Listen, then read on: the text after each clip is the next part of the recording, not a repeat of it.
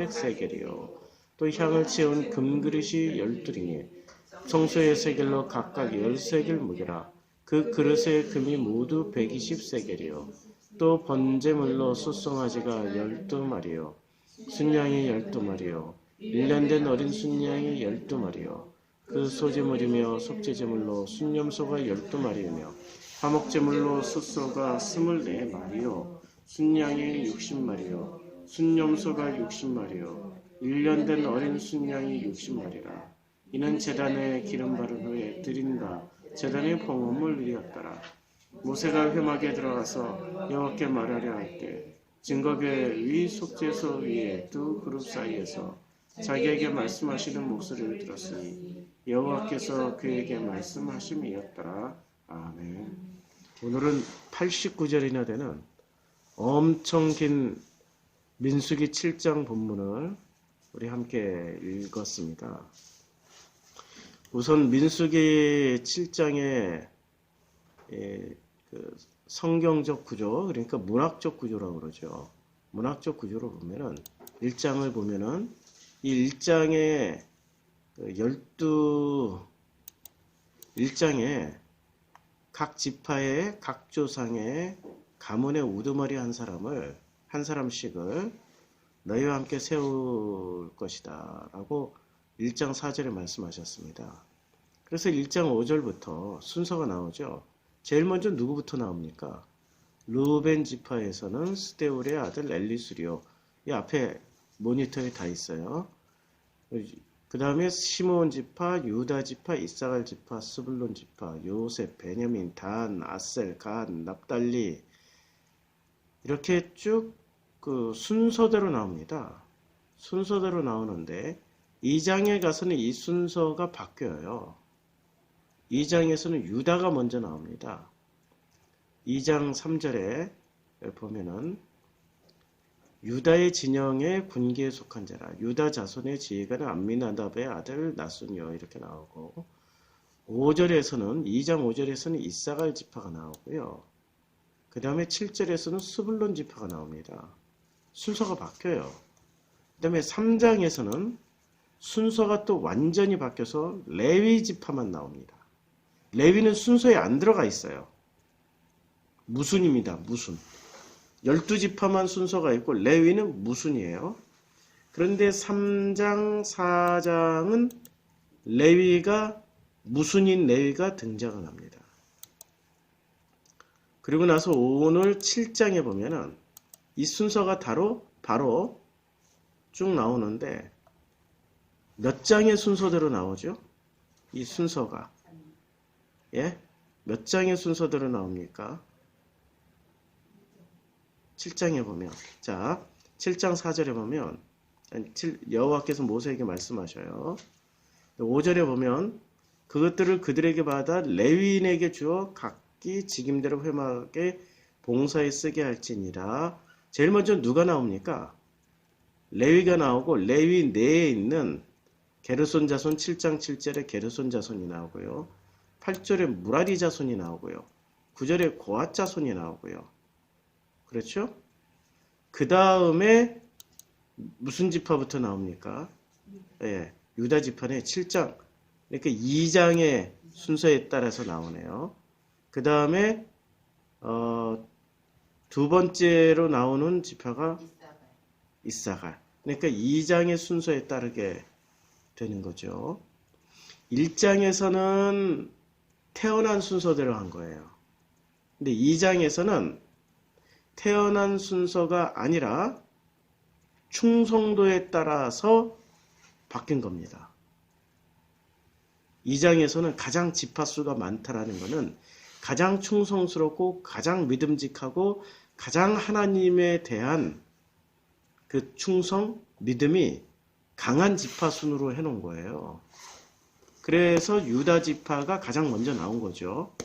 근데 7장에서 유다 지파 순으로 2장의 순서대로 했어요. 그런데 2장의 순서대로 하기 전에 3장, 4장의 지파가 나온 겁니다. 그러면 이건 무엇을 뜻할까요? 이 순서가 드디어 세팅이 됐다라는 거예요. 어떻게 세팅이 된 겁니까? 여기 앞에 칠판을 제가 꺼내놨어요. 모니터를 보세요. 1장에서는 탄생의 순서예요.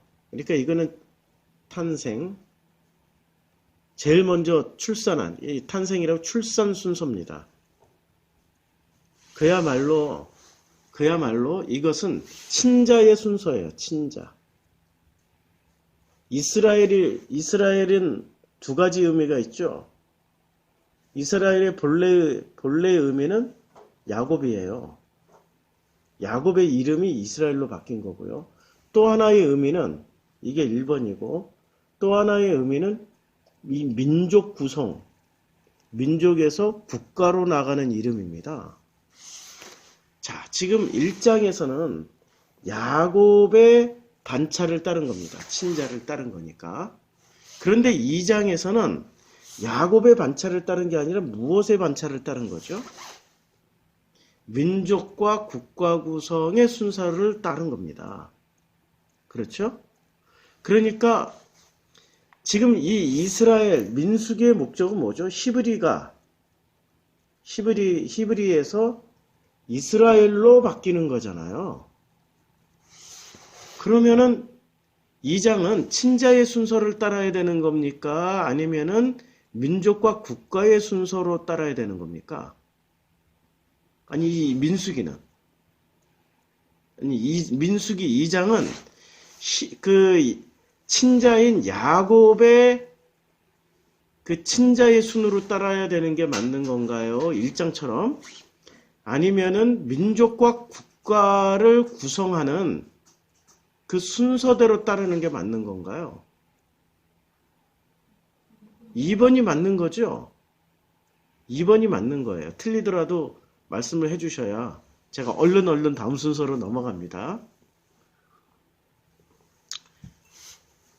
이 과정을 잘 보면요. 친자라는 것은 우리가 예수는 친자란 말이에요. 그렇죠. 하나님의 아들 예수 그리스도. 그런데 그 예수 그리스도로 말미암아서 우리는 다시 세팅이 되는 거예요. 그렇죠?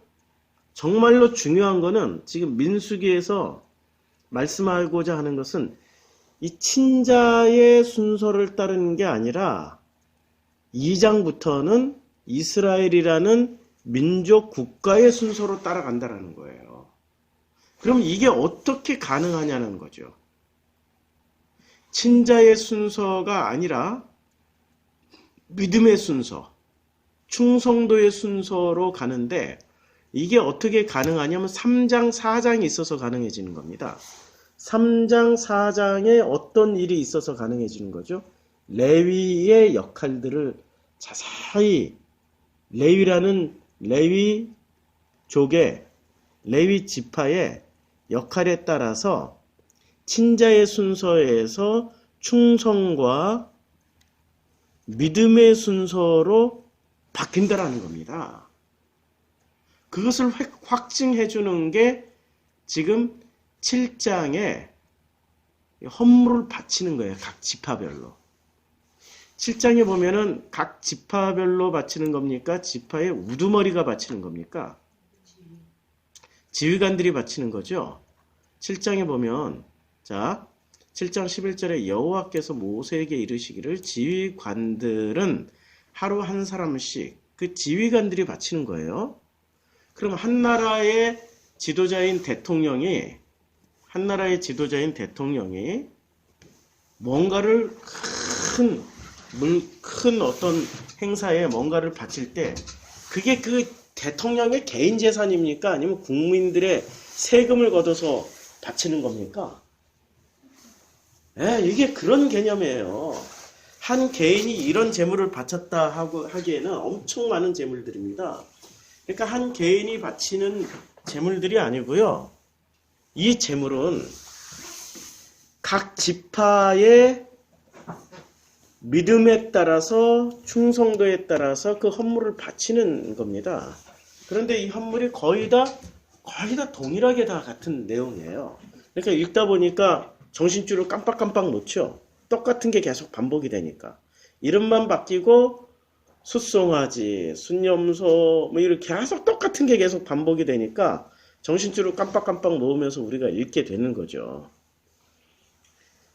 이렇게 잘 보시면 1장에서는 어떠한 일이 벌어지냐면요.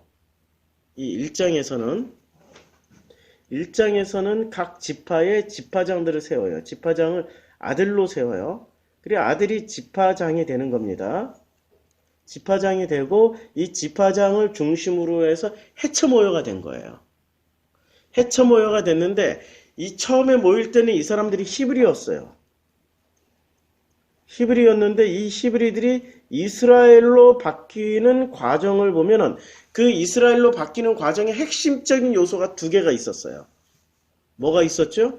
처음에는 레위가 있었단 말이에요. 3장과 4장에 레위들이 존재하고 있었어요. 그런데 오늘 7장에 보니까 뭐가 등장합니까? 7장 첫 구절부터 뭐가 등장합니까? 7장 첫 번째, 모세가 장막 세우기를 끝내고 뭐가 등장하죠? 장막이 등장하는 겁니다. 그래서 히브리가 이스라엘이 되는데 필수 요건이 레위가 있고요. 그 다음에 장막이 있었다는 겁니다. 레위는 어떤 일을 하죠? 레위는 장막에 봉사하면서 장막에서 일어나는 그 모든 일을 책임지는 겁니다. 그리고 레위가 그 장막을 통하여서 배운 것들을 누구에게 전달을 해줘야 돼요? 12지파에게 전달해주고 가르쳐주는 일을 하는 겁니다.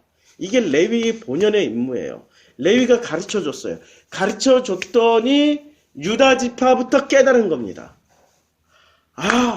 성막을 통하여서 우리가 하나님을 만날 수 있겠구나 라고 깨닫게 된 거예요.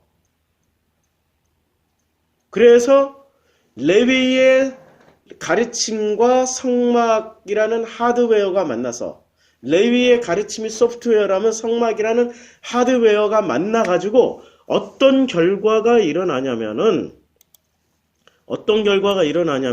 7장 89절에 보면 마지막 절이죠. 모세가 회막에 들어가게 됩니다. 근데 여호와께서 말씀을 하려 할 때, 그런데 이 말씀을 어디서 하세요? 이제는 성막에서 말씀하시죠. 출애굽기 19장에서는 여호와께서 모세에게 말씀하실 때 어디서 말씀하셨어요? 출애굽기 19장에 보면 성경 구절로 건너가 볼게요. 제가 찾아드릴게요. 출애굽기 19장 9절에 보면 이렇게 나옵니다. 여호와께서 모세에게 이르시되 내가 빽빽한 구름 가운데서 내게 임함은, 어디서 말씀하세요? 어디서 만나주시고 어디서 말씀하세요? 신의 산에서 만나서 말씀하시는데 그 신의 산에서 만날 때는 빽빽한 그 산이 제가 그림을 그려드릴게요. 어떤 상태가 되냐면은 이런 상태가 됩니다. 산이 이렇게 있어요. 이게 산이에요. 구름이 여기 빽빽해요. 여기서 지금 만나는 거죠. 요 산꼭대기에서. 그럼 요 만날 때 누구만 만나요? 모세만 만나고 백성들은 여기서 뭐만 봐야 돼요? 구름만 보게 되는 거예요. 모세만 만나던 그 여호와를 이제는 누구도 만나게 되는 거예요? 성막을 통해서 이스라엘 백성들이 전체가 다 만나는 거예요. 산 위에서 성막으로 내려오셨어요. 산 위에서 모세만 만나시던 그 하나님이 성막으로 내려왔어요. 이 얘기는 무슨 말씀입니까? 히브리가 드디어 이스라엘로 만들어져 가고 있다라는 증거를 보여주실 거죠. 지난 5년 동안은 저만 하나님을 만난 것 같아요. 수없이 떠나신 우리 성도님들을 보면. 근데 이제는 패턴을 바꾸자고요. 어차피 제가 레위 역할을 하기로 했어요. 목회자는 중매쟁이지 목회자가 하나님은 아니거든요. 하나님 대행도 아니고요. 근데 기존 교회 시스템은 목사가, 당회장님이 하나님 대행이거나 하나님처럼 포지션을 잡았단 말이에요. 저는 지금 민수기 시스템에 의해서 그대로 저는 레위의 포지션만 질 거예요. 그리고 레위의 역할만 할 겁니다. 그러면 하나님이 어디로 임재를 하세요, 이제는? 그전에는 프로슈코마이 교회가 있다 하더라도 빽빽한 구름이 있었고 저는 산 위에서 저만 하나님을 만났는데 이제 내려오신다라는 거예요. 프로슈코마이 교회가 민수기 시스템으로 만들어져 갈 때 히브리가 드디어 이스라엘이 되는 것처럼 이제는 종교인들이 프로슈코마이 교회 성도들이 된다는 얘기예요. 이 시스템을 이제는 우리는 시동을 걸었어요. 시작을 했어요. 출발했어요. 하나님이 어떻게 하실 것인지가 기대가 되는 겁니다. 이건 놀라운 장면이에요. 지금 산 위에서 홀로 만나시던 하나님이 이제는 성막을 통해서 모두 만나 주시겠다라는 강력한 의지의 표현을 하신 겁니다. 그리고 그전에는 친자의 순서였다가 이제는 믿음과 충성도의 순서로 바뀌어버린 거예요. 하나님이 그 세팅을 유지하시겠다라는 거죠. 자, 우리가 이 7장에 굉장히 많은 내용이 들어가 있습니다. 시간이 좀 걸리더라도 다 설명할게요. 여기서 보면 고핫 자손 7장 9절에 고핫 자손에게는 뭘 안 주셨어요? 그들의 뭘 안 주셨어요? 소와 달구지를 안 주셨어요. 왜 소와 달구지를 안 주셨을까요? 왜냐하면 그들의 성소의 직임은 뭐로 하는 거예요? 어깨로 매는 거예요. 그러니까 다른 이 레위 중에서도 다른 자손들은 어떻게 하고 다니는 거죠? 소달구지에 싣고 편안하게 그냥 뒤만 따라가면 돼요. 그런데 레위의 자손들은 그걸 어깨에다 메고 가는 거예요. 근데 성물 중에 어깨에다 매야 되는 것이 딱 하나 있어요. 그게 뭐죠? 법궤예요. 법궤. 이것을 다윗이 몰랐던 거예요. 다윗이 모르고 어떻게 했어요? 소 달구지에 싣고 갔어요. 그러니까 다윗도 성경을 알았다 몰랐다. 몰랐다. 성경을 많이 아는 게 중요한 게 아닙니다. 어떻게 그 성경의 핵심인 복음을 이해하고 깨닫고 은혜 입은 자로서 살아가는 게 중요한 거예요. 다윗을 보면 분명하잖아요. 다윗이 나중에 소달구지에 싣고 가다가 우사 사건이 일어나죠. 베레스 우사 사건이 일어나가지고 다윗이 너무 놀래서 예루살렘으로 급히 돌아가 버려요. 국가적인 대규모 잔치였는데 그걸 그냥 순식간에 파장돼 버린 거죠. 끝장나버린 거예요. 그리고 심각하게 하나님 앞에 기도하고 심각하게 무엇이 잘못됐는지를 그 선지자들과 측근들에게 계속해서 물었더니 소달구지에 싣는 것이 아니라 7장 9절을 찾은 거예요. 민수기 7장 9절을. 어깨로 메고 가는 겁니다. 사람이 직접 어깨로. 그래서 다윗이 어떻게 했어요? 두 번째 다시 그 법궤를 옮겨올 때는 이 레위들을 골라서 정말로 기름 붓고 그들을 다시 세워서 어깨로 메고 갔어요. 그래서 그 법궤를 예루살렘에 있는 자신이 만든 성막 안에 법궤를 놔두게 되는 거죠. 그리고 이 7장에서는 또 굉장히 중요한 사건들이 많이 나와요. 이게 우리가 지금 못 읽어내서 이걸 못 찾을 뿐이죠. 이걸 찾기 시작하면은 엄청나게 많은 메시지들이 나오는 게 이 7장입니다. 자, 이 고핫 자손을 우리가 이거 읽어 나갈 때 3장에 보면은 고핫 자손에 대해서 뭐라고 말씀하십니까? 고핫 자손은 그들인 우리에게서 끊어지면 안 된다고 말씀하세요. 4장인가요? 그게? 고핫 자손이 여기 있네. 4장에 고핫 자손은 대를 끊기면 안 된다라고 말씀하세요. 3장인가 4장인가 제가 지금 못 찾고 있는데 나중에 한번 찾아보세요. 우리가 읽었던 기억은 나시죠? 고핫 자손은 끊어지면 안 돼요. 왜 끊어지면 안 되죠? 이유가 여기서 나오잖아요. 그들은 직접 자기의 어깨 위에 그 법궤를 메고 가는 거예요.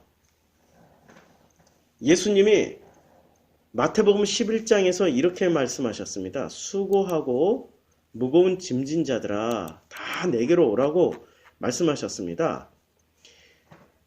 내가 너희를 쉬게 하리라고 말씀하셨고요. 29절에 보면 나는 마음이 온유하고 겸손하니 무엇을 메요? 나의 멍에를 메고 내게 배우라. 그리하면 너희 마음이 쉼을 얻으리라 라고 말씀하셨어요. 그러니까 예수님이 지고 가야 될 멍에를 메고 가는 사람들은 뭐를 하게 된다라는 거예요?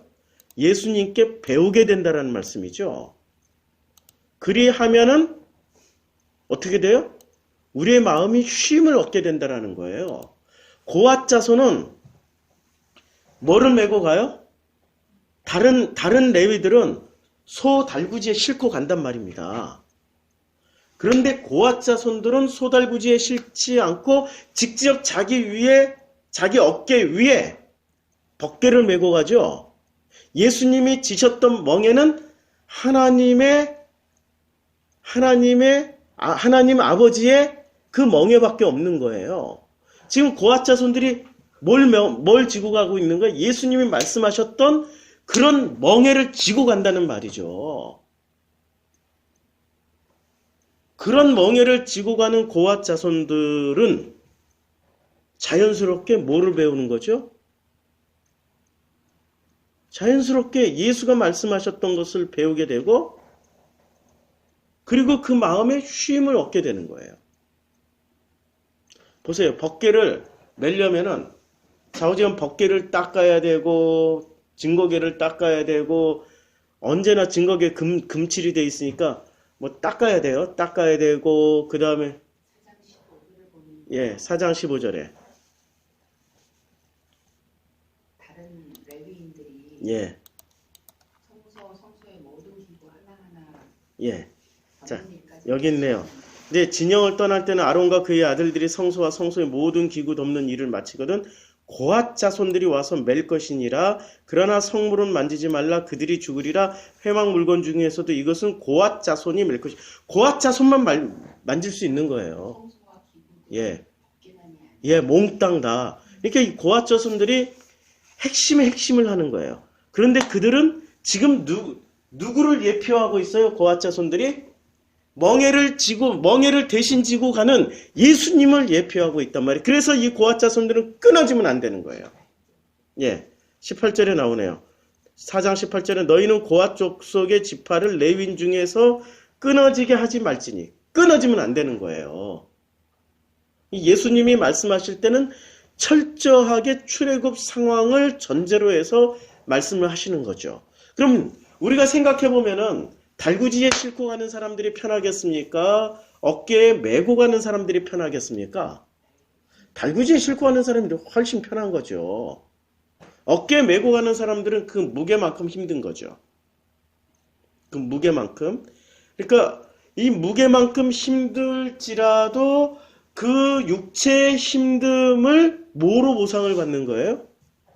멍에를 지고 가면 아까 마태복음 11장 29절 말씀 어깨에 지고 가면 배우게 되고 그렇죠? 첫째는 배우게 되고 쉼을 얻게 되는 놀라운 은혜를 체험하게 된다라는 거예요. 이것을 고앗 자손들을 통해서 보게 되는 거죠. 예수님의 말씀을 그렇게 깨닫게 되는 거죠. 자, 그 다음에 7장의 마지막 장면.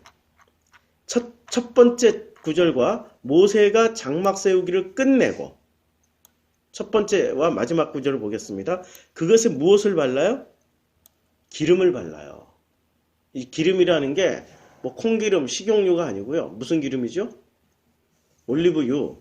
거룩하게 구별하는 그 기름을 발라요. 그리고 기름을 바르는 이유가 거룩히 구별하기 위해서예요. 지금 장막을 세울 때 이 장막의 재료들은 전부 어디서 온 재료들이죠? 재료 자체가 거룩하게 구분된 건 아니란 말이에요. 새 속에서 다 만들어진 거란 말이에요. 나무도 산에서 잘라오는 거고 이 실도 전부 다 새 속에서 구한 것들. 전부 다 새 속에서 구한 것들이란 말이에요. 그것을 장막 세우기를 끝내고 그것에 기름을 바름으로 인해서 거룩하게 구별되게 되는 거죠. 이제 우리 프로시코마이 교회 오면은 누가 기름을 발라주세요? 주님이. 눈에 보여요? 안 보여요? 안 보이죠? 눈에 안 보여도 이걸 뭐로 알 수 있어요? 믿음으로 알 수 있어요. 그런데 신사도주의 하시는 분들, 아이야 뭐 이런 것들 있잖아요. 이런 분들은 눈에 보여야만이 믿는 분들이에요. 그래서 그분들이 뭘 하세요? 집회하시다가 기름을 발라요. 이스라엘에서 가져온 무슨 향유라고 이렇게 기름도 비싸니까 붓지도 못해. 이렇게 콕 찍어가지고 이마에다 확 발라주면서 또 이마에 발라주면서 뭐까지 하냐면 숨까지 불을 후 하면서 성령의 임재 그러면 그거 바른 사람은 휙 쓰러져. 홀라당 쓰러져. 누워서 임재에 들어갔대. 그럼 이불 덮어줘. 이러고 1시간 2시간 누워있다가 뭐 했니? 뭘 봤니? 이러면 자기가 상상했던 거 봤다 뭐 어쩌다 그러면 할렐루야 아멘 하면서 그 짓 하고 있는 거예요.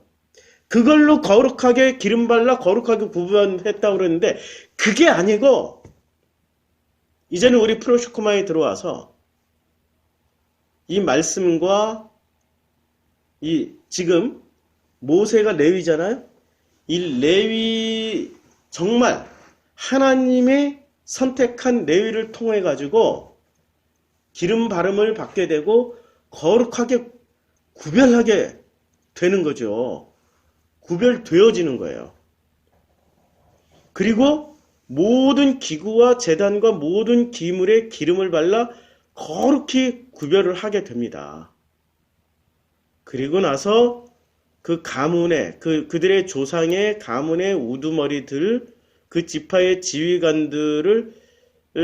지휘관으로서 그 계수함을 받은 자의 감독된 자들을 이제 헌물을 드리게 하는 겁니다. 그러면 이 헌물은 개인이 드리는 게 아니라 공동체가 드리는 거라고 그랬죠. 유다 지파 공동체가. 그 다음에 이사갈 지파 공동체가. 그 공동체가 드리는 거죠. 그 공동체가 드디어 하나님 앞에 헌물을 드리는 거예요. 헌물은 뭐죠? 헌물을 드리는데 여기는 골고루 다 섞여서 드려요. 헌물의 내용물을 한번 볼까요? 헌물의 내용물을 보면은 이런 내용물로 드립니다. 자, 제일 먼저 유다 지파의 헌물을 보면은 유다 지파 둘째 날 이사갈 지파 찾았네요. 둘째 날 이사갈 지파의 헌물을 보면은 성소의 세겔로 130세겔 무게의 은반 하나와 70세겔 무게의 은바리, 바리가 뭔지 아시죠? 이렇게 볼, 그릇, 바리 하나라. 이 두 그릇에는 소재물로 기름 섞은 고운 가루를 채워서 그냥 빈 그릇이 아니라 소재를 섞은 고운 가루를 소재물에 기름 섞은 고운 가루를 채워서 또 10세겔의 무게의 금그릇 하나라. 그것은 향을 채우고 하나는 소재물을 채우고 하나는 향을 채우고 그 다음에 번제물로 숫송아지 한 마리와 순양 한 마리와 1년 된 어린 순양 한 마리와 속죄제물로 순염소 한 마리와 화목제물로 다 드리는 거야 지금. 번제, 속죄, 화목제물로 드리고 그 다음에 소제 다 드려요. 다 드리고 그런데 여기서 중요한 거는 그가 드린 헌물의 기준이 뭡니까? 헌물을 그냥 드리는 게 아니에요. 세속의 것을 그냥 드리는 게 이제는 변환 과정이 필요한 거예요. 성소의 세겔로 변환해서 그러니까 그전에는 이집트에서 어떤 무게의 단위로 쟀는지 몰라요. 로마 시대는 어떤 무게죠? 달란트라는 무게로 재요. 근데 그 달란트 세속에서 쓰던 그 달란트 지금 이집트에서는 달란트를 안 써요. 예를 드는 거예요. 어떤 무게를 우리가 쓰고 있는 킬로그램, 무슨 온스, 파운드 이런 걸 쓰지 않고 성소 기준으로 만들어진 새로운 측량 단위로 바꿔서 드리는 거예요. 히브리가 이스라엘로 들어오는 기준이 이런 거란 말이에요. 내가 가지고 있는 기준, 내가 가지고 있는 어떤 측량의 잣대, 내가 가지고 있는 어떤 자들이 있을 거 아니에요. 뭘 재는 잣대, 선악 기준을 다 내려놓고 이제는 생명의 기준으로 바꿔서 바치라는 얘기예요. 7장 굉장히 많은 내용이 들어가 있죠. 우리가 몰라서 못 찾을 뿐이에요. 이런 것들을 보게 되면은 하나님은 우리들에게 정말 그 하나님 나라에 가나안 땅에 들어가는 게 이런 것을 이렇게 읽다 보면은 쉬운 일일까요? 어려운 일일까요? 한마디로 말해서 무지 어렵게 느껴지는 장면들이죠. 그런데 걱정하지 마세요. 걱정하지 마세요.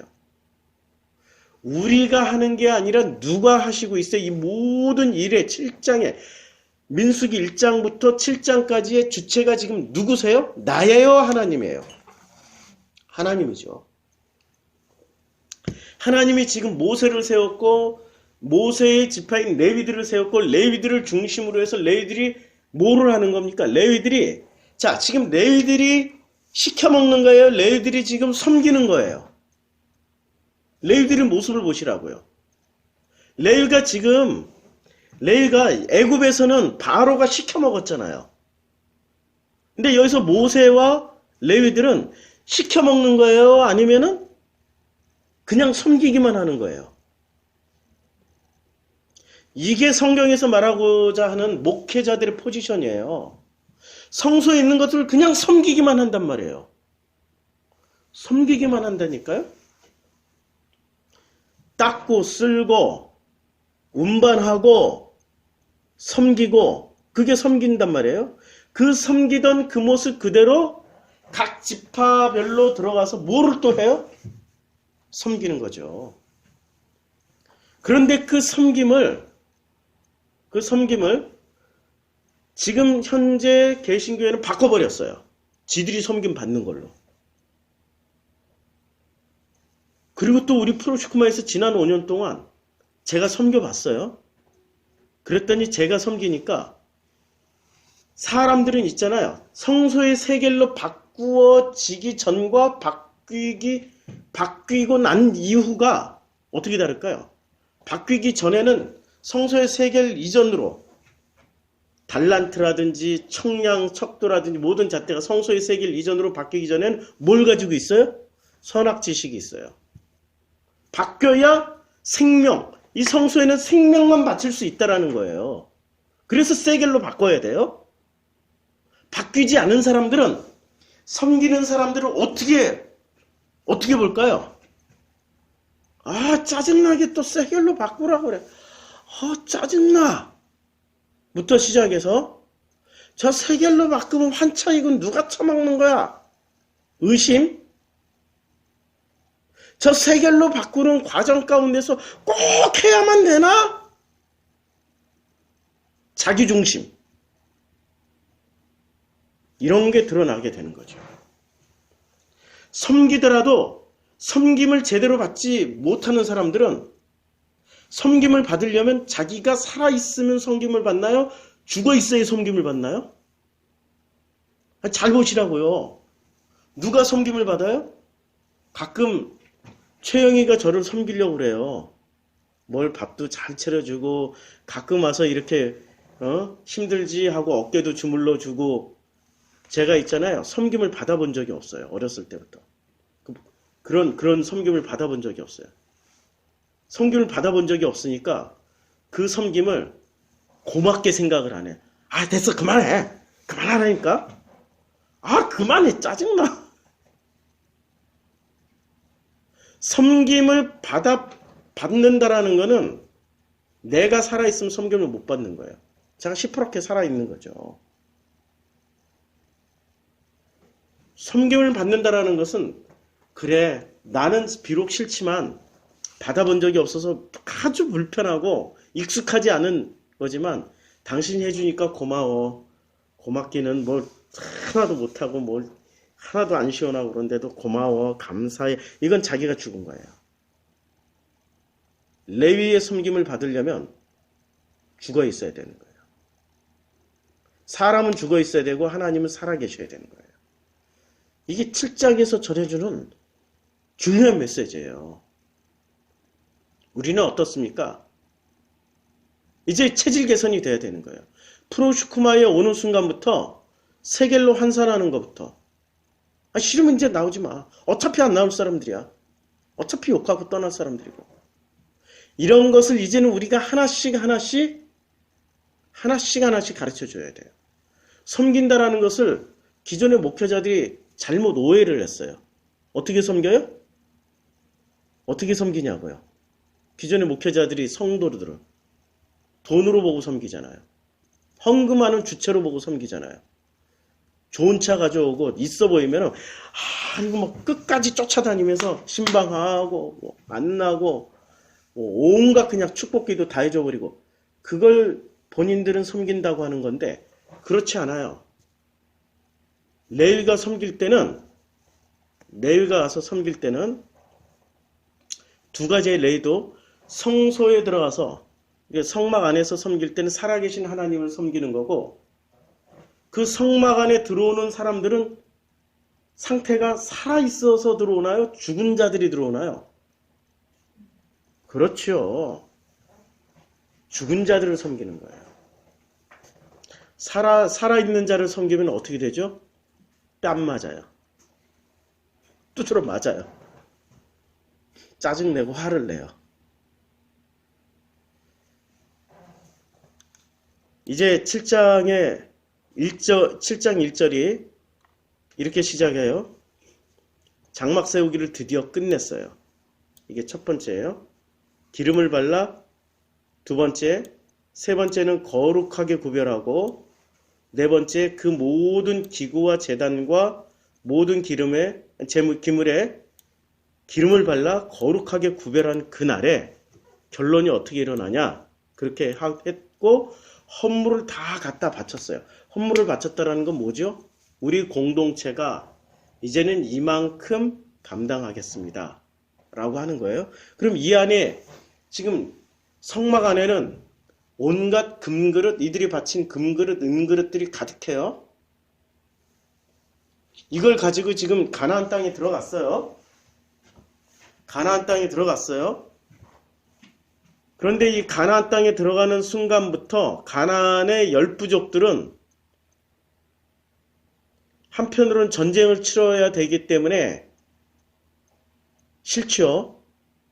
그런데 만약에 가나안 10부족들이 힘이 세고 능력이 있고 조직이 잘 돼 있다면 이스라엘 각 지파보다도 더 힘이 세고 능력이 있다면 좋아하겠죠. 왜요?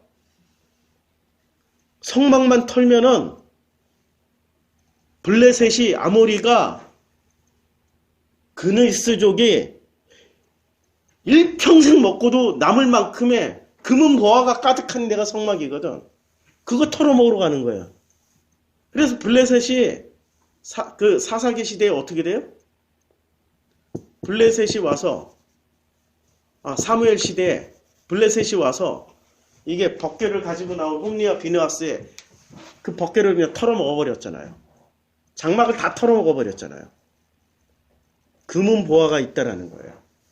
세속에서는 그것을 금은 보화로 보지만 그러나 우리는 이스라엘 민족은 그걸 금은 보화로 봤을까요? 기준이 다른 거죠. 타 민족은 신앙심이 없는 사람들은 그것을 금은 보화로 보지만 우리는 그걸 금은 보화로 보지 않는다니까요. 헌물로 보는 거예요. 하나님께 바친 거기 때문에 그것이 내 것이 아니고 누구 거예요? 아버지 것이기 때문에 거기에 그 어떤 욕심도 안 내요. 신앙심이 없는 것들은 꼭 교회 안에서 욕심을 부려. 뭔가를 챙겨 먹으려고 그래.